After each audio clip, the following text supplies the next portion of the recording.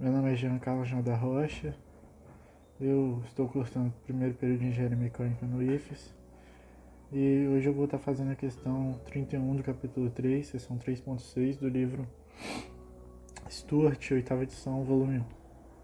O enunciado da questão 31 diz: se f de x é igual ao logaritmo de x mais logaritmo de x, encontre a derivada da função f em 1.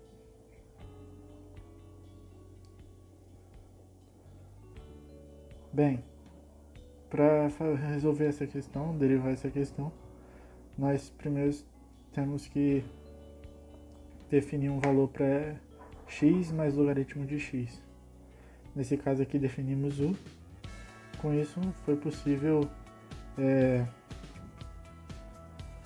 derivar, né? Aí a derivada da logaritmo de u fica, como é um produto aqui, vai ficar 1 sobre u, que é a derivada de logaritmo de u, vezes a derivada de u. Então, a derivada de f de x é igual a 1 sobre x mais logaritmo de x vezes 1 mais 1 sobre x. Aí, fazendo as contas, né, você vai ter 1 sobre x mais logaritmo de x vezes x mais 1 sobre x. Multiplicando os dois, vamos ter x mais 1 sobre x, que multiplica x logaritmo de x. Substituindo os valores, o x por 1, né, o f' de 1, nós vamos chegar ao resultado 2, ou seja, a derivada da função f1 ou seja, quando x vale 1, é igual a 2. Bem, agora a questão 18, né, do capítulo 3 também, só que da seção 3.9 do mesmo livro, diz assim o enunciado dela: um holofote sobre o solo ilumina uma parede a 12 metros de distância. Se um homem de 2 metros de altura anda do holofote em direção à parede em uma velocidade de 1,6 metros por segundo, quão rápido o comprimento da sua altura diminui sobre a parede quando ele está a 4 metros dela. Bem, eu montei esse esqueminha aí, né? Onde x ali é a distância entre o homem e o holofote e y é a distância entre o homem e a parede.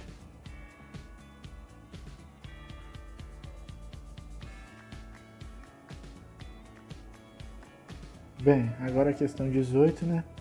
Do capítulo 3, seção 3.9, também do livro Stuart, do mesmo livro, né?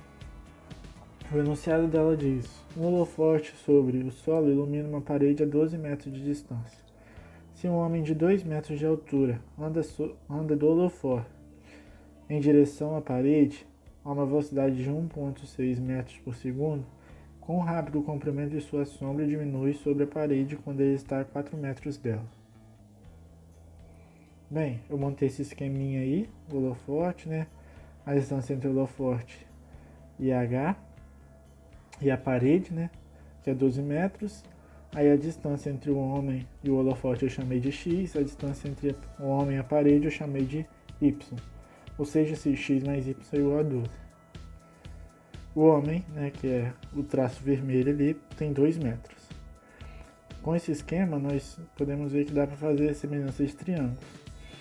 H sobre 12, né, que é os dois catetos do triângulo maior, é igual a 2 sobre x, que são os dois catetos do triângulo menor ali.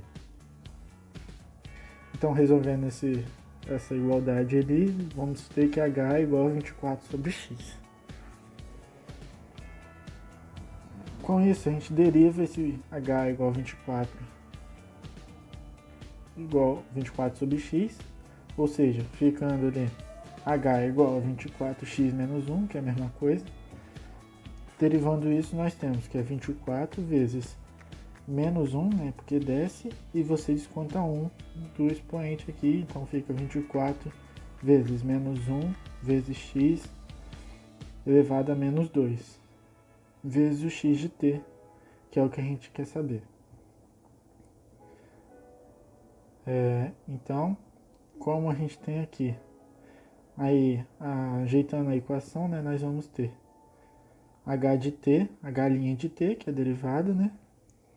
É igual a menos 24x de t sobre x ao quadrado.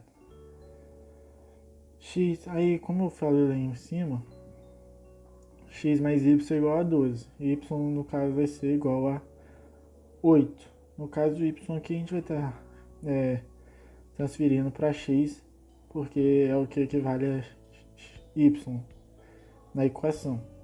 Então h de t é igual a 24 vezes 1,6, que é a velocidade com que ele está se dirigindo, x de t, né?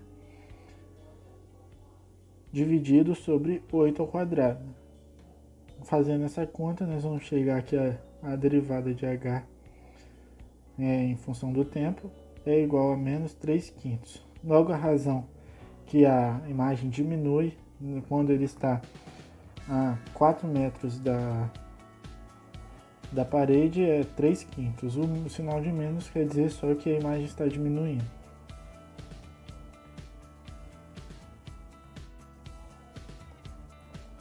Bem, agora a questão 53, por último, né?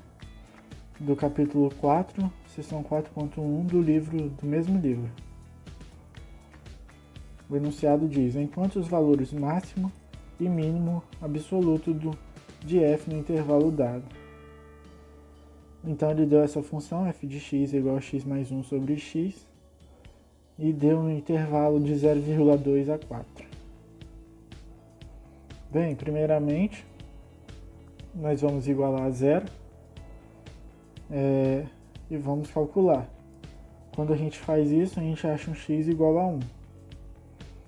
Aí aplicando na função, f de 1 vai ser igual a 2.